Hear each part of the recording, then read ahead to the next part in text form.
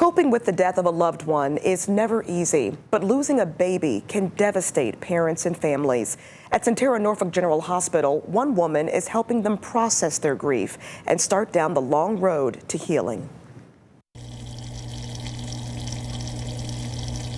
This room is a safe haven for our families who've had a loss. The Butterfly Room opened at Sentara Norfolk General Hospital in 2019. We keep it kind of subdued, sensory, conscious. They're kind of away from the hustle and bustle of the very positive waiting room. Deb Floyd says she wishes something like this was around 20 years ago. We were pregnant with my son Tommy. We found out that he had Down syndrome and a congenital heart defect, and he didn't survive his surgery.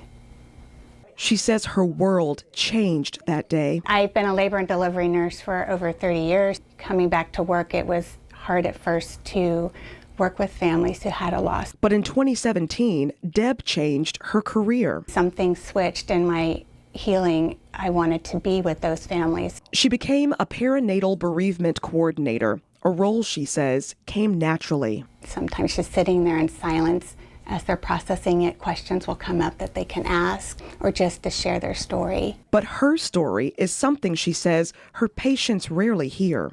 If they come right out and ask, then I'll share Tommy's story. But when I go in there, it's about them. But Deb says she still draws from the light that Tommy brought to her life when she helps families through their darkest hour. I feel so much closer to him doing this. That gives me meaning. If I had to lose him, if I have to be here without him, it has to have meaning.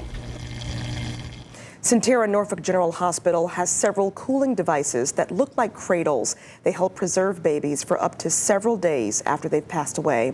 Deb says 15 to 17 families use those devices each month, giving them more time to say goodbye. I'm always looking for people and groups making a mark in the community. If you know of someone, send me an email.